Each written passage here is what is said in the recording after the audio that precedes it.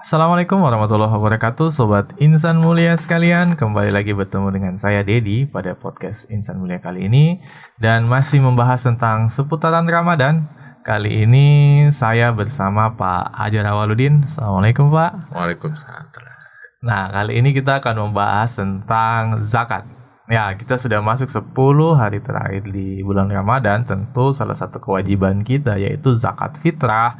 Nah, kali ini kita akan ngobrol-ngobrol tentang zakat karena Pak Hajar juga di salah satu lembaga zakat Pak ya, di Yankesma.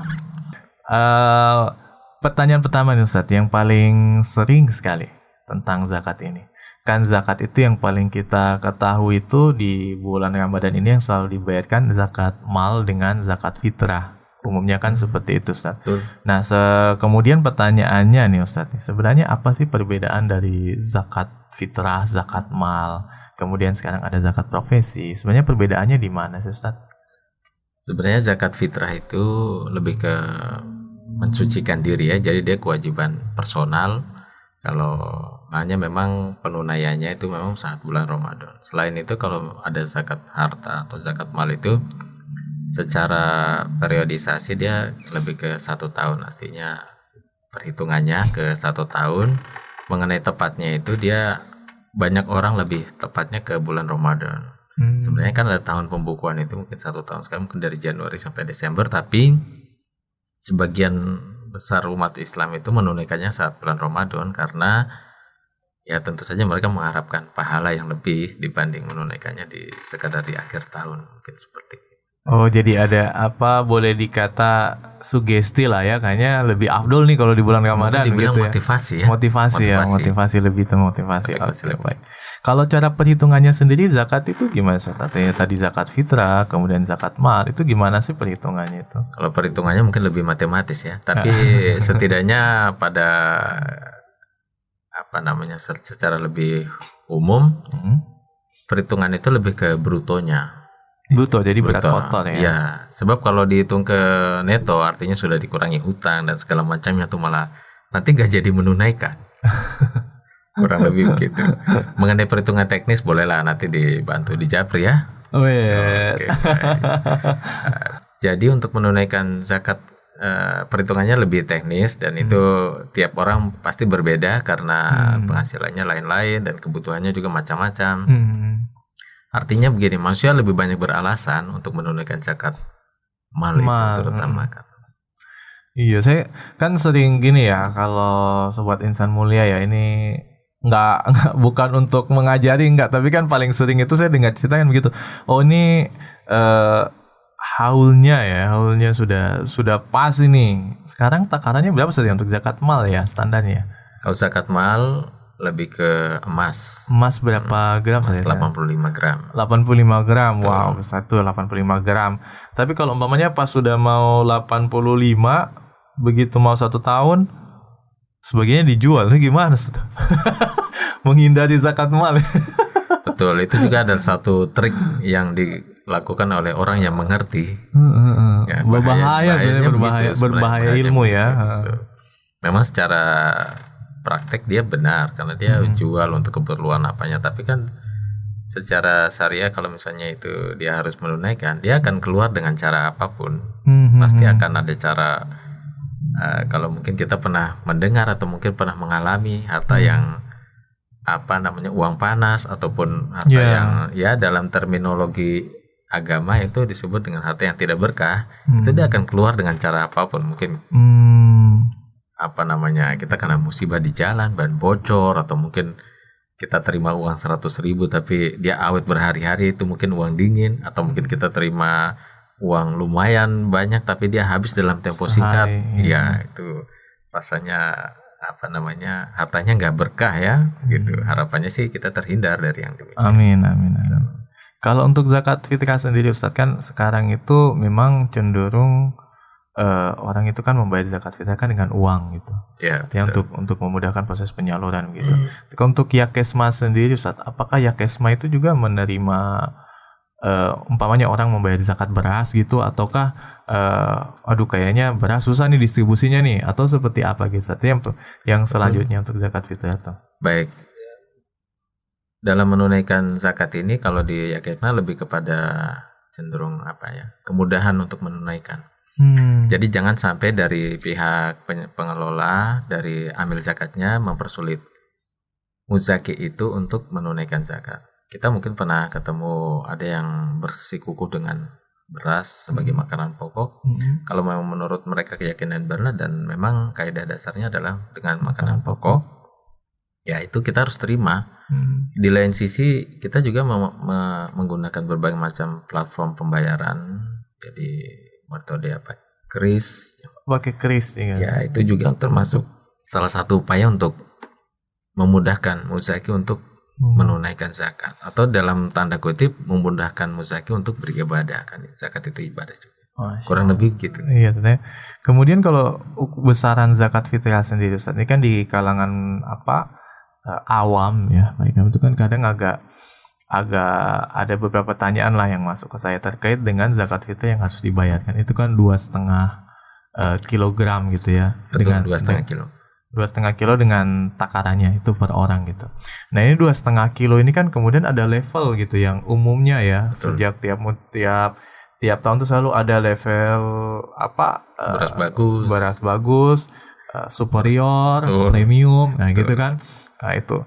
Nah kemudian terkait dengan zakat sendiri, Ustaz, umpamanya kita itu ternyata mengkonsumsi beras yang di luar beras itu gitu. Betul. Nah itu gimana posisinya? Apakah kita tetap ikut takaran yang sudah baku dibuat, ataukah kita kembalikan pada diri kita selama ini apa sih yang kita pakai? Itu gimana, Ustaz? Sebaiknya memang dikembalikan kepada yang akan menunaikan, karena sebagai petugas zakat atau amil zakat kami sering mengedukasi kepada relawan kami untuk menunaikan zakat itu kembali kepada yang ingin menunaikan. Apabila dia mengkonsumsi beras yang misalnya 16.000, itu sudah di atas standar harga menunaikan zakat di Manokwari. Iya benar.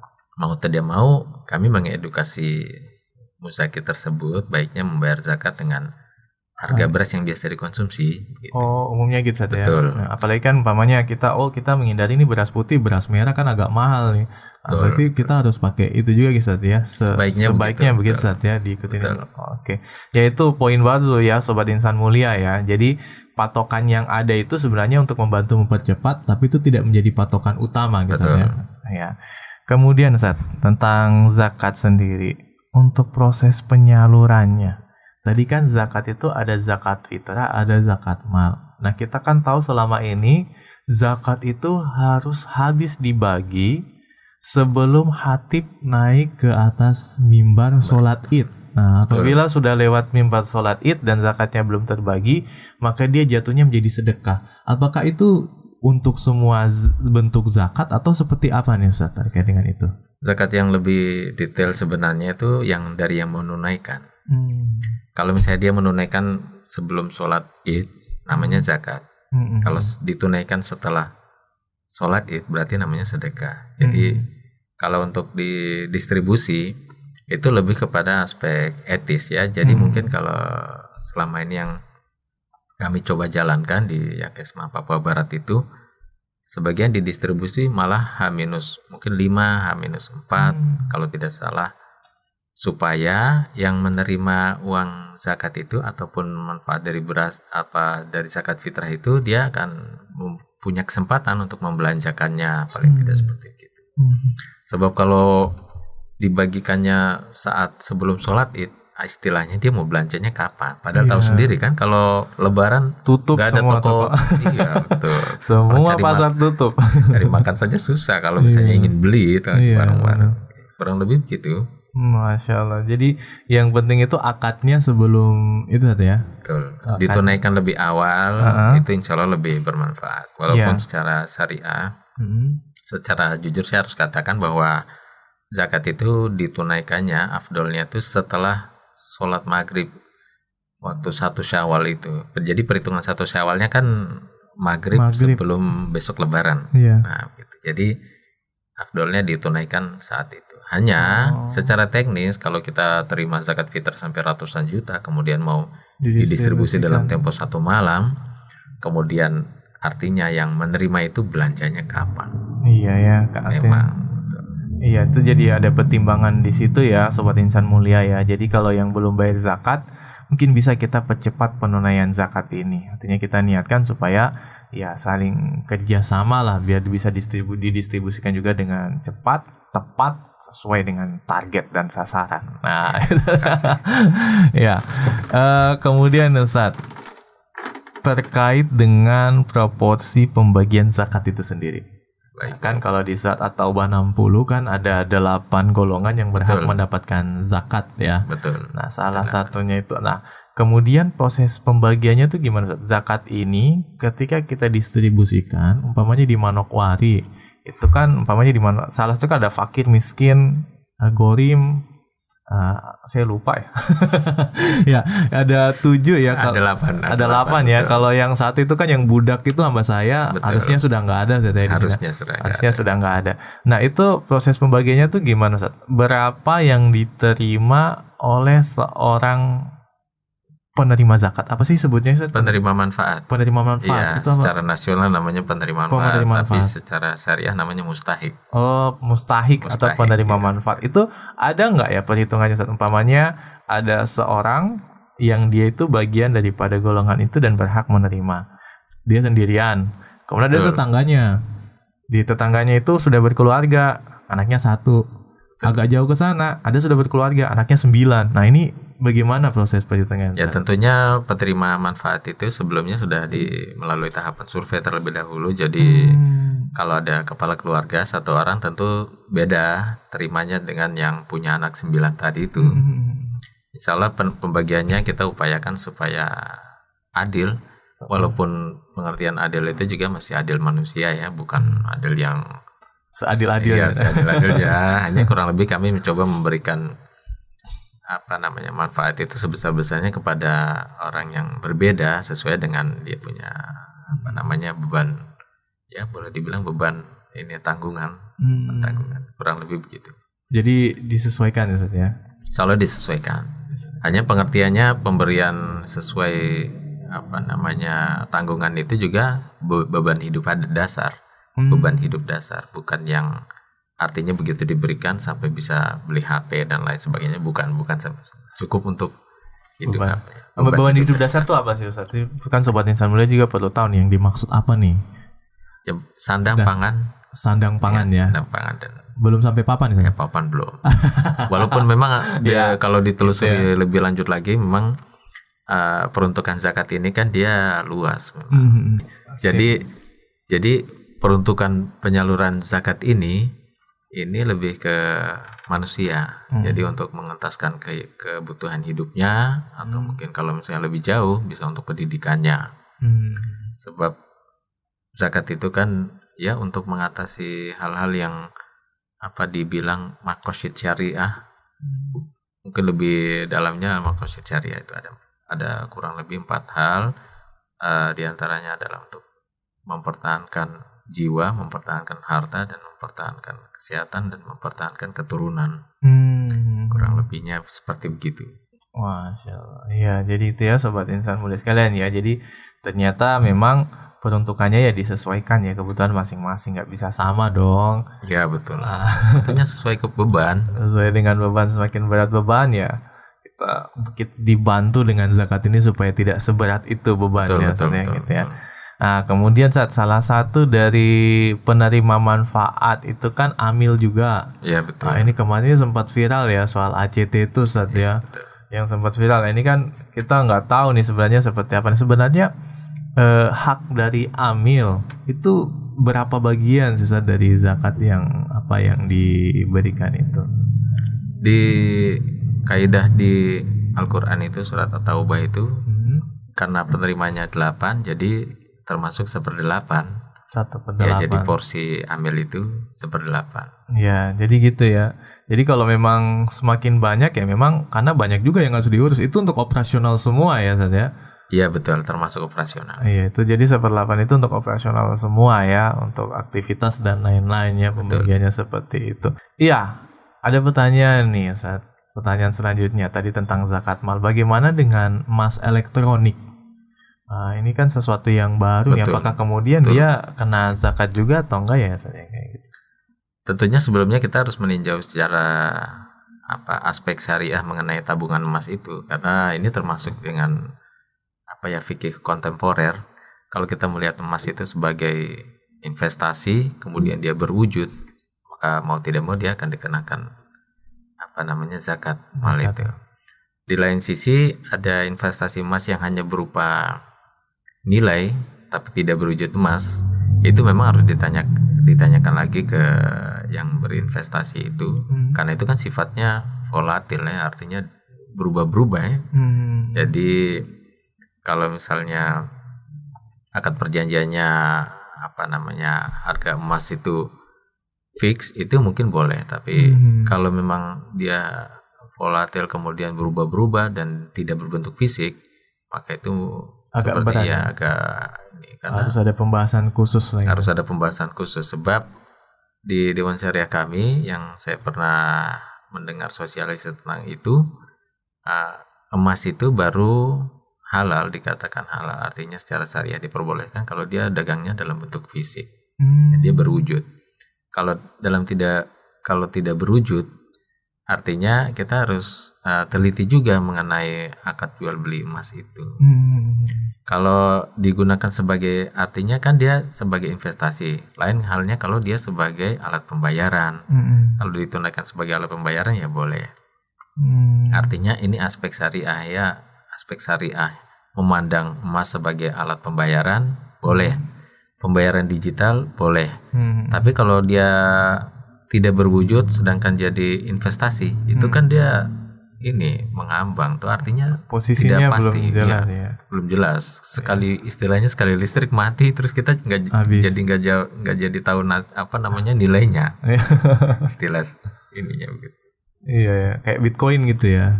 Iya, Bitcoin itu juga perlu pembahasan tersendiri ya, karena kan dia fluktuatif dan sangat cepat sekali pergerakannya.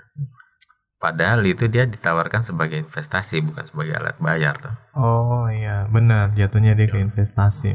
Karena ada satu hal lagi tentang itu zakat untuk pemberdayaan itu, dia kan distribusi zakat itu ada yang berupa santunan dan ada yang berupa pemberdayaan. Iya. Jadi kalau misalnya zakat berupa santunan itu yang diberikan mungkin H- berapa sebelum Ramadan, sebelum Lebaran, itu santunan karena itu diberikan sekadar untuk memenuhi kebutuhan hidup. Tapi ada zakat juga yang digunakan untuk pemberdayaan, di mana dia dikasih bantuan modal ekonomi dengan perjanjian sedemikian rupa, artinya supaya dia bisa melangsungkan usahanya, dari merubah dari mustahik menjadi muzaki. Ya, jadi memang di Manokwari ini secara umum distribusi zakat sebagai pemberdayaan ekonomi memang lebih teliti dan dinamis lumayan banyak.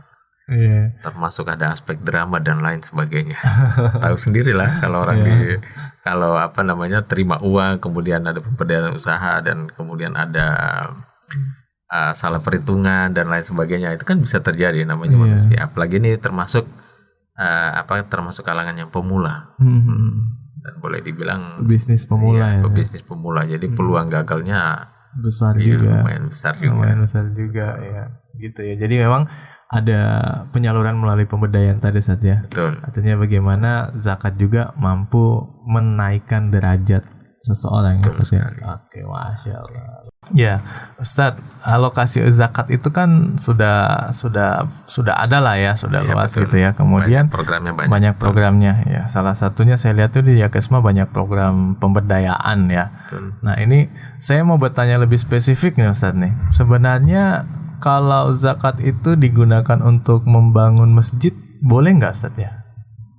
Baik, untuk membangun masjid tentunya ada dananya tersendiri. Kalau zakat secara khusus diperuntukkan untuk manusia. Jadi kalau untuk pembangunan masjid sebaiknya tidak menggunakan dana zakat, karena kecuali di tempat tertentu yang darurat sekali, yang memang kalau tidak ada dana lain kemudian harus sedemikian rupa, ya mau tidak mau ya mungkin bisa. Tapi kalau saya lihat di Manokwari pada khususnya pembangunan masjid itu tidak bisa menggunakan dana zakat. Dana zakat baiknya untuk pemberdayaan atau mungkin untuk santunan untuk manusia, di mana digunakan untuk mengentaskan kemiskinan atau mungkin pendidikan yang susah, di mana dikasih dalam bentuk santunan atau beasiswa. Itu mungkin lebih tepat. Gitu ya. Jadi kalau bangun masjid, infak, iuran gitu ya. Jangan zakat ya pakainya tadi. Kalau mau untuk bangun masjid itu ada baiknya memang artinya galang dananya khusus untuk bangun masjid. Misalnya pembangunan masjid untuk di daerah terpencil, di masjid mana misalnya begitu, itu lebih tepatnya seperti begitu. Jadi orang akan menyumbang langsung, diniatkan ke sana. Infaknya itu terikat dengan penyalurannya. Baiknya begitu. Jadi penyalurannya jelas nih ya, saya mau infak buat ke sini, ya, gitu aja ya. Infaknya jelas, penyalurannya jelas. Iya.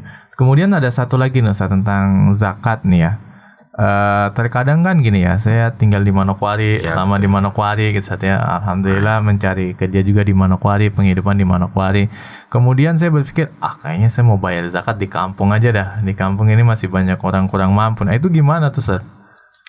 Ini jadi memang agak rame di tataran kita di Manokwari, di mana banyak yang mencari nafkah di sini sedangkan menunaikan zakatnya ke kampung. Itu tidak bisa disalahkan, hanya kalau posisi di kampung itu ada orang tua ataupun mungkin keluarga yang lain, maka itu jatuhnya bukan zakat, itu adalah nafkah. Jadi kita menafkahi keluarga kita yang ada di kampung. Dia kalau ditunaikan, kita membayarkan zakat ke sana, itu hitungannya bukan zakat tapi nafkah. Lain halnya kalau misalnya zakat itu ditunaikan di Manokwari, tempat kita mencari nafkah, insya Allah itu lebih banyak manfaatnya. Jadi sebaiknya di tempat bekerja gitu ya. Di tempat kita mencari agar bisa menuntaskan berbagai macam masalah di Manokwari juga. Kita harapannya demikian. Karena kalau kita mencari kemudian kita menunaikan zakat di kampung, ya saya tidak bisa menyalahkan itu, tapi sebagai pengetahuan agar lebih bermanfaat di tempat lokal. Lagi pula kan kalau misalnya disalurkan di Manokwari bisa dalam bentuk banyak hal, diantaranya misalnya untuk mu'alaf dan untuk beasiswa tadi mungkin sudah diceritakan ya, itu insya Allah. Dan lebih penting lagi, kalau misalnya zakat itu digunakan untuk pemberdayaan, maka orang-orang yang menerimanya mereka akan berubah taraf dari penerima zakat, kemudian lebih berdaya, kemudian mereka nanti menunaikan zakat lagi. Efek luasnya tentunya efek mereka domino ya betul, efek dominonya mereka akan menaikkan ekonomi di Manokwari juga lah intinya. Artinya perputarannya jadinya di Manokwari. Artinya kita mencari di Manokwari ya, perputaran ekonominya di Manokwari. Jangan ada cash keluar gitu ya, keluar Manokwari saja. Ya boleh keluar, tapi hitungannya bukan zakat, hitungannya nafkah. Iya, wajib. Biasa. Ya Sobat Insan Mulia, mungkin tadi ya bincang-bincang kita soal zakat. Sebelum saya akhiri, saya berikan kesempatan mungkin bagi Pak Hajar untuk ada closing statement, motivasi untuk kita untuk mau berzakat. Kalaupun mau berzakat ke Yakesma, bagaimana caranya? Kami persilakan. Iya. Pesan saya, semoga kita semua bisa dimudahkan untuk menunaikan zakat. Kalau ingin menunaikan zakat kepada lembaga kami, pada bulan Ramadan ini ada beberapa gerai yang tersedia di pinggir jalan, itu untuk memudahkan Bapak Ibu sekalian sebagai muzaki untuk menunaikan zakat. Dan juga kami punya platform pembayaran di semua bank mayoritas yang ada di Manokwari. Jadi kalau memperhitungkan tanpa ongkos transfer boleh ditanyakan langsung kepada relawan kami. Demikian mungkin. Yes. Ya, langsung ya. Jadi yang mau membayar zakat jangan ditunda-tunda lagi. Waktu semakin mepet, jangan sampai ketika kita mau membayar ada halangan yang lain yang kemudian akhirnya membuat kita terhalangi untuk membayar zakat tadi. Jika mampu sekarang, yuk langsung bayar sekarang. Saya juga belum bayar nih. Insya Allah abis ini saya langsung bayar zakat juga nih. Mumpung petugasnya ada. Nah, kita langsung bayar, langsung gas sudah abis ini. Terima kasih. Ya gitu Sobat Insan Mulia. Terima kasih sudah menonton video ini. saran masukannya sangat kami harapkan. Boleh klik di komentar kira-kira apa lagi yang perlu kita bahas, permasalahan-permasalahan keseharian ataupun permasalahan lainnya. Kritik dan saran sangat kami butuhkan demi bisa memperbaiki channel bersama kita ini. Saya pikir demikian. Nasrullah wa fatun qarib. Wabarakatuh. Assalamualaikum warahmatullahi wabarakatuh. Waalaikumsalam.